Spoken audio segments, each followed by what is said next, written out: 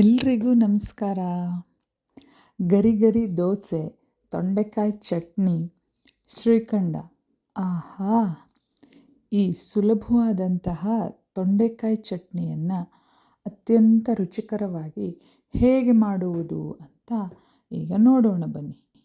ಇಲ್ಲಿ ಕಾಣಿಸ್ತಿದೆಯಲ್ಲ, ತೊಂಡೆಕಾಯಿ, ಈರುಳ್ಳಿ, ಟೊಮೆಟೊ ಇದು ಮೂರನ್ನು ರಫಾಗಿ ಚಾಪ್ ಮಾಡಿ ಇಟ್ಕೊಂಡು ಬಿಡಬೇಕು ಮೊದಲಿಗೆ. ಆಮೇಲೆ ಒಂದು ದಪ್ಪ ತಳದ ಕಡಾಯಿಗೆ ಒಂದು ಸ್ಪೂನ್ ಎಣ್ಣೆಯನ್ನು ಹಾಕಿ ಅದನ್ನು ಸ್ಟವ್ ಮೇಲೆ ಇಟ್ಟು ಸ್ಟವ್ ಆನ್ ಮಾಡ್ಕೊಳ್ಳಿ.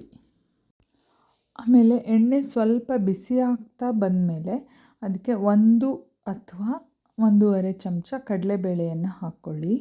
2 ಚಮಚ ಬೇಕಂದರೂ ಸೇರಿಸ್ಕೋಬೋದು, ಏನೂ ತೊಂದರೆ ಇಲ್ಲ. ಅದು ಸ್ವಲ್ಪ ಹುರಿತಾ ಬಂತು ಅಂದಮೇಲೆ ಇನ್ನೊಂದು ಚಮಚ ಉದ್ದಿನಬೇಳೆಯನ್ನು ಸೇರಿಸ್ಕೊಳ್ಳಿ. ಉದ್ದಿನಬೇಳೆಯನ್ನು ಸೇರಿಸ್ಕೊಂಡು ಸ್ವಲ್ಪ ಕೆಂಪಾಗುವ ತನಕ ಹುರಿತಾ ಇರಬೇಕು. ಆಮೇಲೆ ನಾನೊಂದು 5 ಬ್ಯಾಡಗಿ ಮೆಣಸಿನ್ಕಾಯನ್ನು ತೆಗೆದುಕೊಂಡಿದ್ದೀನಿ. ನಿಮಗೆ ಜಾಸ್ತಿ ಖಾರ ಬೇಕು ಅಂದರೆ ಗುಂಟೂರು ಮೆಣಸಿನ್ಕಾಯನ್ನು ತೆಗೆದುಕೊಳ್ಬಹುದು. ಇದಿಷ್ಟನ್ನು ಹಾಕಿ ನೀಟಾಗಿ ಫ್ರೈ ಮಾಡ್ಕೋಬೇಕು. ಈ ಮೆಣಸಿದೆಯಲ್ಲ, ಬ್ಯಾಡಗಿ ಮೆಣಸಿನ್ಕಾಯಿ, ಅದಕ್ಕೆ ಎಲ್ಲ ಕಡೆ ಎಣ್ಣೆ ಎಲ್ಲ ನೀಟಾಗಿ ತಗಲ್ಕೊಂಡು ಅದು ಮಾತ್ರ ನೀಟಾಗಿ ಫ್ರೈ ಆಗಬೇಕು. ಇಲ್ಲ ಅಂದರೆ ಒಂದೊಂದು ಸಲ ಘಾಟ್ ಆಗಿಬಿಡುತ್ತೆ. ಅದು ತುಂಬ ಒಂಥರ ಉರಿ ಖಾರ ಅಂತೇವಲ್ಲ, ಹಾಗಾಗಿಬಿಡುತ್ತೆ. ಅದಕ್ಕೇ ಫಸ್ಟಿಗೆ ಕಡಲೆಬೇಳೆಯನ್ನು ಏಕೆ ಹಾಕ್ಕೋಬೇಕು ಅಂದರೆ ಅದೊಂದು ಸ್ವಲ್ಪ ಹುರಿಯೋದು ಲೇಟ್ ಆಗುತ್ತೆ. ಅದಕ್ಕೆ ಫಸ್ಟು ಕಡಲೆಬೇಳೆ, ಆಮೇಲೆ ಅದೊಂದು ಸ್ವಲ್ಪ ಹೊತ್ತು ಆದಮೇಲೆ ಉದ್ದಿನಬೇಳೆ, ಆಮೇಲೆ ಬ್ಯಾಡಗಿ ಮೆಣಸಿನ್ಕಾಯಿ ಬೇಗನೆ ಹುರಿದ್ಬಿಡುತ್ತೆ. ಅದಕ್ಕೇ ಆಮೇಲೆ ಬ್ಯಾಡಗಿ ಮೆಣಸಿನ್ಕಾಯಿ ಹುರಿದಿದ್ದನ್ನು ಎತ್ತಿಟ್ಕೊಂಡು ಬಿಡಬೇಕು. ಆಮೇಲೆ ಒಂದು 4 ಬೆಳ್ಳುಳ್ಳಿ ಹೆಸಲನ್ನು ಹಾಕಿ ಫ್ರೈ ಮಾಡಿ, ಆಮೇಲೆ ಚಾಪ್ ಮಾಡಿ ಇಟ್ಕೊಂಡಿರುವಂತಹ ಈರುಳ್ಳಿಯನ್ನು ಹಾಕಿ ಫ್ರೈ ಮಾಡಿ, ಅದೊಂದು ಸ್ವಲ್ಪ ಫ್ರೈ ಆಗ್ತಾ ಇದ್ದಂಗೆ ನೋಡಿ ಅದು ಸ್ವಲ್ಪ ಟ್ರಾನ್ಸ್ಪರೆಂಟ್ ಆಗ್ತಾ ಬರುತ್ತೆ.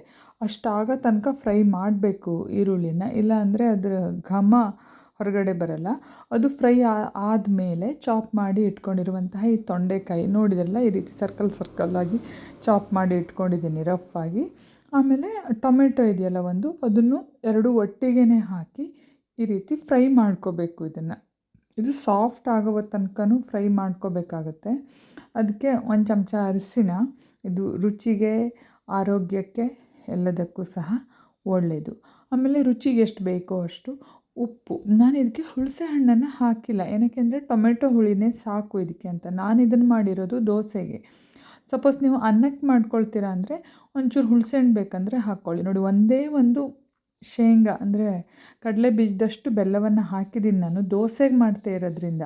ಅನ್ನಕ್ಕಾದರೆ ಅಷ್ಟು ಬೆಲ್ಲನೂ ಬೇಡ. ನೀವು ಯಾವುದಕ್ಕೆ ಬೇಕೋ ಅದಕ್ಕೆ ಮಾಡ್ಕೋಬೋದು. ಇದು ಅನ್ನದೊಟ್ಟಿಗೆ, ದೋಸೆಯೊಟ್ಟಿಗೆ, ಚಪಾತಿ, ರೊಟ್ಟಿ ಎಲ್ಲದರೊಟ್ಟಿಗೂ ಚೆನ್ನಾಗಿರುತ್ತೆ. ಆಮೇಲೆ ಅದನ್ನು ಮುಚ್ಚಳವನ್ನು ಮುಚ್ಚಿ ಒಂದು 5 ನಿಮಿಷ ಬಿಡಿ, ಚೆನ್ನಾಗಿ ಬೆಂದ್ಕೊಳ್ಳಿ. ಅಷ್ಟಾದಮೇಲೆ 1 ಬೌಲ್ ಆಗುವಷ್ಟು ಹಸಿ ತೆಂಗಿನ ತುರಿಯನ್ನು ಹಾಕ್ಕೊಂಡಿದ್ದೀನಿ. ನಮ್ಮಲ್ಲಿ ಸಾಮಾನ್ಯವಾಗಿ ತೊಂಡೆಕಾಯಿಯಿಂದ ಪಲ್ಯ, ಸಾಂಬಾರು ಅಥವಾ ರೈಸ್ಗಳನ್ನು ಮಾಡ್ತೇವೆ. ಈ ರೀತಿಯಾಗಿ ಚಟ್ನಿಯನ್ನು ಮಾಡೋದು ಸ್ವಲ್ಪ ಕಡಿಮೆ. ಇದೆಲ್ಲ ನೀಟಾಗಿ ಮಿಕ್ಸ್ ಆದಮೇಲೆ ಒಂದು 2 ನಿಮಿಷ ಹಾಗೆ ಬಿಡಬೇಕು, ಅದನ್ನು ಆರಿಕೊಳ್ಳಿ ಅಂತ. ಬಿಸಿ ಇದ್ದಾಗ ಮಿಕ್ಸಿಗೆ ಹಾಕೋಕ್ಕೆ ಆಗಲ್ಲ ನೋಡಿ, ಅದಕ್ಕೇ. ಇದು ಆರಿದ ಮೇಲೆ ಎಲ್ಲವನ್ನು ಒಂದು ಮಿಕ್ಸಿ ಜಾರಿಗೆ ಟ್ರಾನ್ಸ್ಫರ್ ಮಾಡ್ಕೋಬೇಕು. ಆಮೇಲೆ ಈ ಬ್ಯಾಡಗಿ ಮೆಣಸಿನ್ಕಾಯಿ ಹುರಿದಿದ್ದನ್ನು ಎತ್ತಿಟ್ಕೊಂಡಿದ್ವಲ್ಲ, ಅದನ್ನು ಸಹ ಈ ಮಿಕ್ಸಿ ಜಾರಿಗೆ ಹಾಕಿ ಎಲ್ಲವನ್ನು ಸೇರಿಸಿ ತರಿಯಾಗಿ ರುಬ್ಕೋಬೇಕು. ಇದನ್ನು ತುಂಬ ನುಣ್ಣಗೆ ರುಬ್ಕೋಬಾರ್ದು. ಆಮೇಲೆ ನೀರನ್ನು ಸೇರಿಸುವ ಅವಶ್ಯಕತೆ ಇಲ್ಲ, ನೀರನ್ನು ಸೇರಿಸಲೇಬಾರ್ದು, ರುಚಿ ಚೆನ್ನಾಗಿರಲ್ಲ ನೀರು ಸೇರಿಸಿದರೆ. ನೋಡಿ ಹೇಗೆ ಕಾಣಿಸ್ತಿದೆಯಲ್ಲ. ನೋಡಿ, ಈಗ ಸುಲಭವಾಗಿ ಮಾಡುವಂತಹ ರುಚಿಕರವಾದಂತಹ ತೊಂಡೆಕಾಯಿ ಚಟ್ನಿ ರೆಡಿಯಾಗಿದೆ. ನೀವು ಸಹ ಮಾಡಿ ನೋಡಿ, ಹೇಗಾಗಿದೆ ಅಂತ ಕಮೆಂಟ್ ಮೂಲಕ ತಿಳಿಸಿ. ಧನ್ಯವಾದಗಳು. ಮತ್ತೊಂದು ವಿಡಿಯೋದೊಂದಿಗೆ ಮತ್ತೆ ಸಿಗೋಣ.